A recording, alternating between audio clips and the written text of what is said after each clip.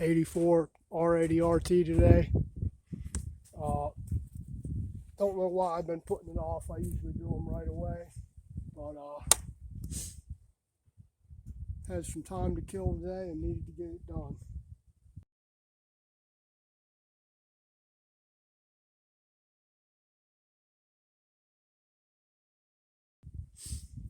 You're going to bring it up to top dead center on a compression stroke.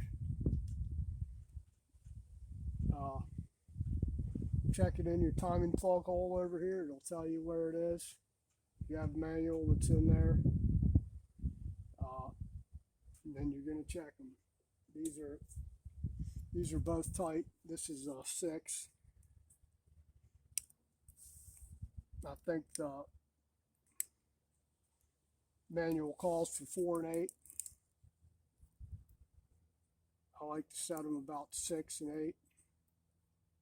And I can't get a 6 under either one. And you're going to need to check to make sure that the push rods actually rotate even after you're done adjusting them. So it ain't even close to being right. 4 should slide right in there if it's 4. I'm setting it at 6 though, so 4 won't go in there. How about the exhaust here? Nope. 4 won't go in the exhaust either, and that's supposed to be 8. So let's go ahead and break these lock nuts loose and adjust these things out. Let's go ahead and set this thing so we can get 6 in here, and we're going to set it with a 6, and then we'll try a 7 in there to see if it'll go in. Kind of a homemade go no go gauge. And you want just a slight drag in there.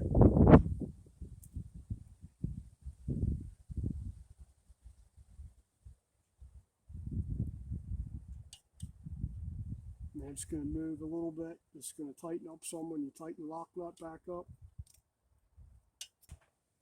And here's a 7. Let's try that 7. And 7's a no-go, so that's good.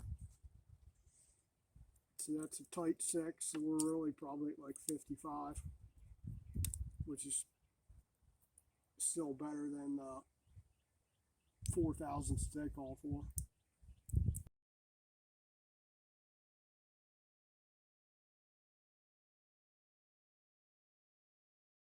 Let me check that. Yep, that 5 fits in there pretty good. So we're in between 5 and 6 there. That's good on that one. Let me see what this exhaust is actually set at. See, 5 won't even go into the exhaust there.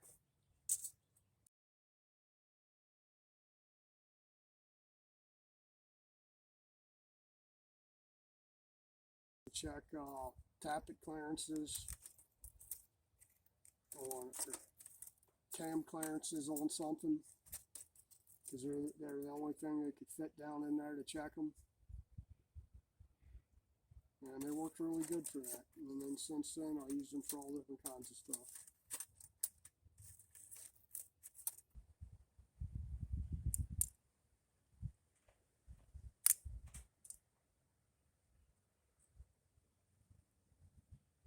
And we got 8 right there. Let me tighten it up all the way. Yep, that's a good 8 right there.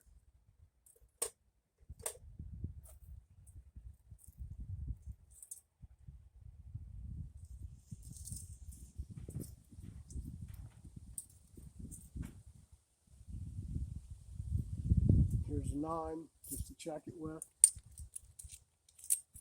Nope. 7. Yep. So 9 won't go in. That's good. We're at 8 and a little bit. And then feel your push rods. Make sure they're spinning easy the way they should. So we had a tight cylinder here on this one. I'll check the other one now. Chances are it's about the same, because I don't know when these were done last.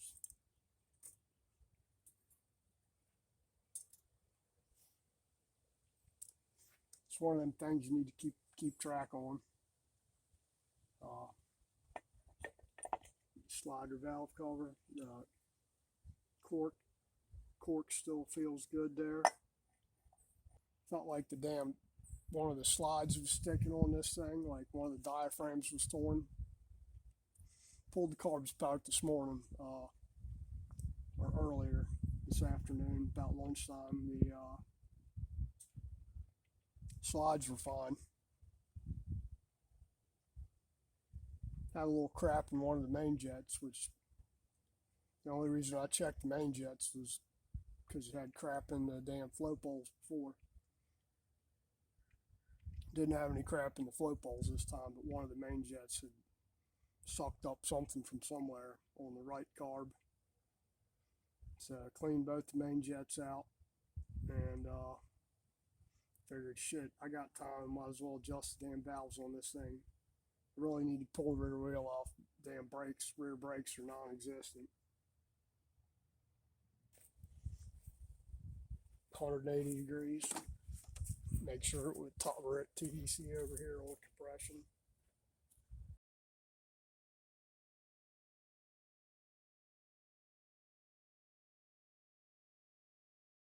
On this intake.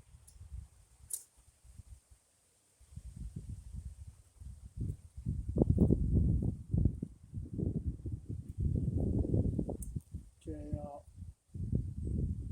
that's 4. It's really tight 4. So we're going to loosen that up to 6, between 5 and 6.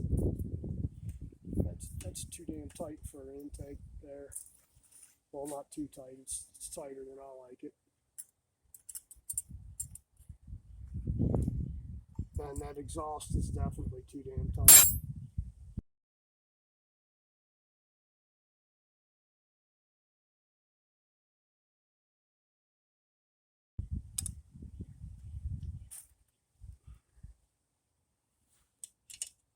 Break this thing loose here.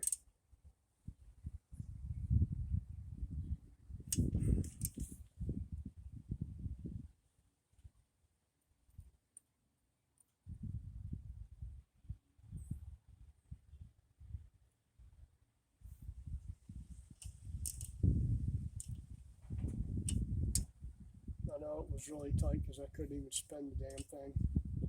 I just loosened it up just a hair there, and I can spin it now.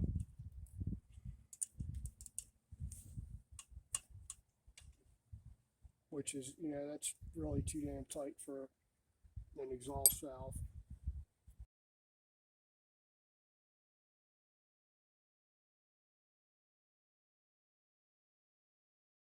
But you can't spin. I hope that valve's alright and it's not burnt. Doesn't seem to be, running wise anyway, but who knows.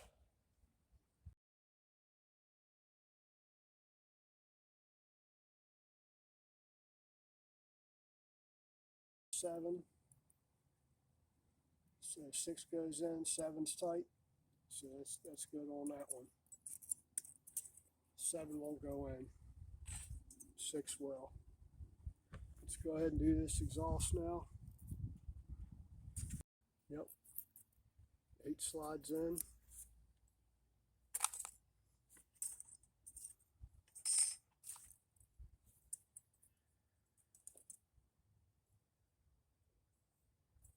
Let's try this 9.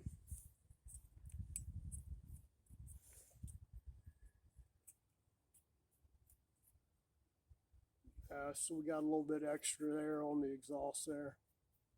That's pretty much a 9 right there.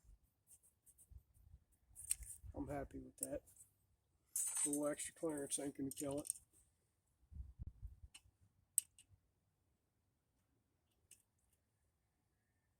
If anything, it'd make it better.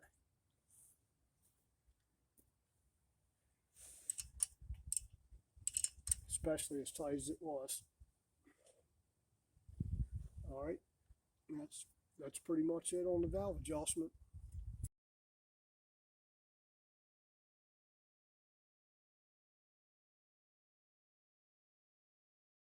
Alright, well that's definitely better. Hell of a lot better. Revs a lot freer, warms up easier, pulls everywhere better. The red line wouldn't pull the red line before. Go figure, huh? Like I said, ain't no telling when the last time it was done. Something I should have done before I even rode the damn thing, just to check it, because you don't know when people did it last. If they don't have meticulous notes on when they did it, they could say, oh, yeah, I just did them last year.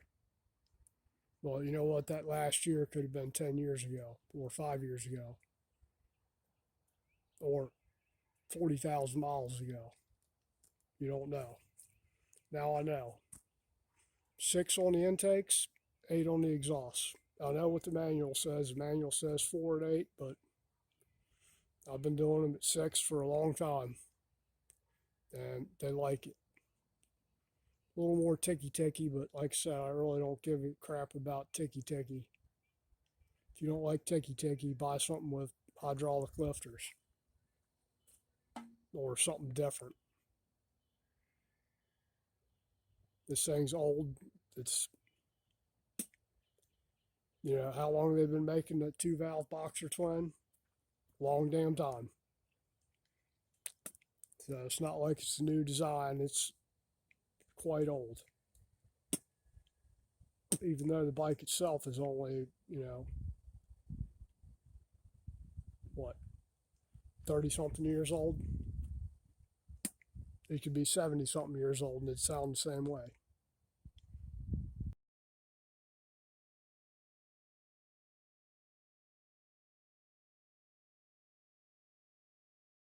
But that's a hell of a lot better. Now I just got to work on the brakes.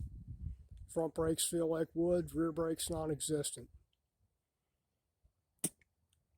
They had a brake adjusted so tight on the rear that, you know, I didn't even notice it dragging, but when I jacked it up to move the rear tire, I put it in gear. Even in neutral, I could barely move the rear tire. Backed the adjuster off a couple times, spins free.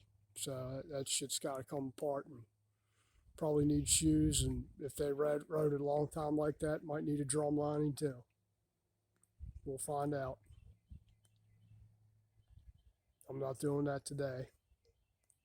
And I got to do something about the front forks, man. Those things, they got way too much dampening on it. Too much, no rebound, too much compression. It chatters over little bumps. I mean, the whole damn front of the bike's coming off the ground, it feels like. It probably is if it ain't got no rebound and the compression's too high. The forks sink right down. You get on it, they go down and they don't really come back up good, meaning they probably got too heavy fluid in there. He gave me some spare bottles and said they just changed it.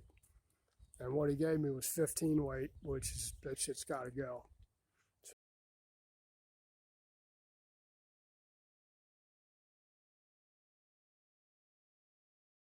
I'll be servicing the forks here before too long. Maybe this week. Maybe not. Sometime soon. I'm a lot happier every time I do stuff to this thing. It rides a lot better. Right now, the rear brake and suspension, and I got to put a flasher unit in it for the turn signals. I'll probably do another video for that. The headlight's kind of a pain in the butt to get out. The cover is anyway. That I guess if you don't know that there's 4 screws there, and the thing will break pretty easy. I've never broken one, but I had a customer break one time trying to get it out, and he didn't know, didn't have a manual. Told him how to do it. Told him there's 4 screws in there, and I guess somebody told him it just pops out. So he stuck a couple of screwdrivers in there trying to pry it and broke the damn thing off. But anyway, it's good for today. We'll go riding later on as soon as the boy gets home from work. And you guys take care. Appreciate it. If you like my content, please like, share, subscribe, comment, all that jazz. Hit the notification bell, and have a good weekend. Have a good week coming up. It's Easter week. You guys go to church one time a year. Go this week. You should be going Christmas and Easter at least, especially Easter.